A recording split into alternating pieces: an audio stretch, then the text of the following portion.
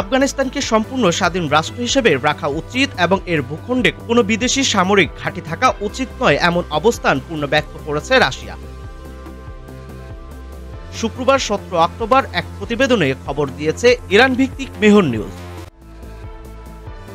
রাশিয়ার পররাষ্ট্র গোয়েন্দা সংস্থা এসভিআরের পরিচালক সের্গেই নারিশকিন শুক্রবার সামারকান্দে সিআইএস সদস্য রাষ্ট্রগুলোর নিরাপত্তা ও গোয়েন্দা সংস্থার প্রধান আন্তর্জাতিক শক্তিগুলোর আগ্রহের কেন্দ্রবিন্দুতে ছিল।